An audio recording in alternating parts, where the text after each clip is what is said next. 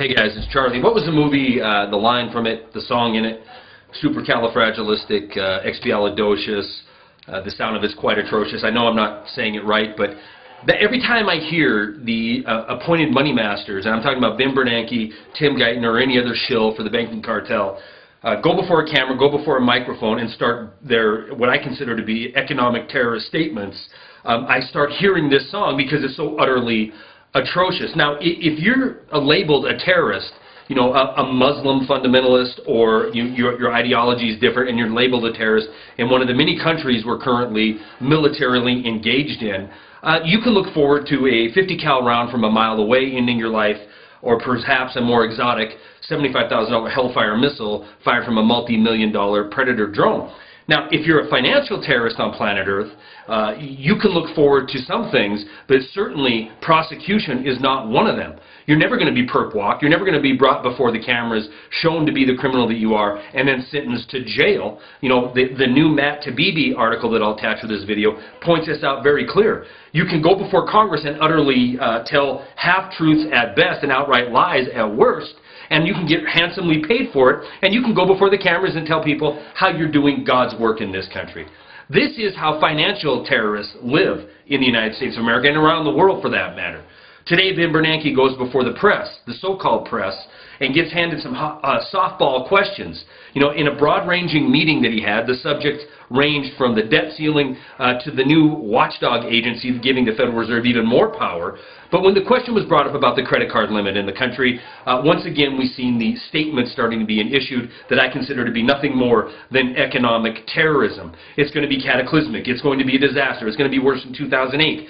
Fear, fear, fear, you know, do what I say or else type of thing. We all remember Brad Sherman standing in the floor of the Congress saying, if we didn't give the bailouts, tanks in the street, martial law, ATMs wouldn't work, the world would come to an end, and ever since then, they've employed this terrorist technique to get exactly what they want.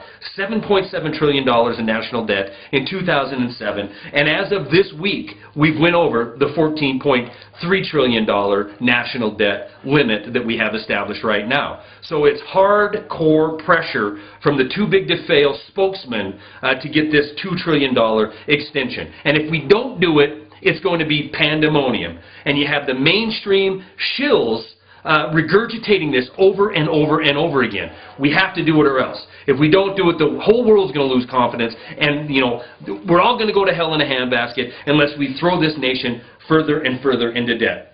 Well, let's look what we've got for this massive debt we've taken on, almost doubling since 2007. The housing sector is what's blamed for this.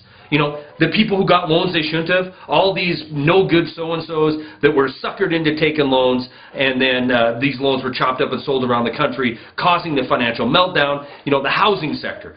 So with doubling our national debt, with giving out trillions of dollars to the too big to fail, how are we sitting? Are we on the road to recovery? That's what the mainstream media would have us believe. 28.4% of every home in this country is now underwater. That's a huge number, more than it's ever been.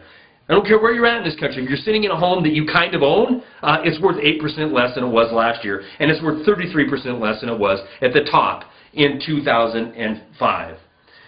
The home values in this country, most of the shrinking middle class, the ever-shrinking middle class, has their wealth tied up. Their number one investment is their home. The housing value since 2005, or since the start of this crash, rather, has fallen $6.3 trillion. That money is gone. Where did it go? Well, let's look and see who's experiencing record profits, record bonuses, and now demanding more money to keep the con game going, to keep the casino open. New home sales are down 80% from 2005. There is no recovery coming in the housing sector, plain and simple. And even if there was a demand for it, we have 13% of every home in this country sitting empty, sitting vacant right now, and 57 continuous months of recession in the housing sector. This isn't a recession. This isn't a recovery. It's an outright depression. And while the depression rolls on, the too big to fail spokesman will do their terrorist part to try to suck a little more financial future out of this country. They're going to raise this debt ceiling, and it will be the absolute end-all, taking us from $7.7 to $16.3 trillion by the end of 2012. It is time, guys, it is time to peacefully push back, to demand that we have some justice from these too big to fail, to demand we have some clawback from this insane amount of money that's been handed out in the name of saving a financial system that has completely and utterly bankrupted the world. Stories are attached. That's all I got.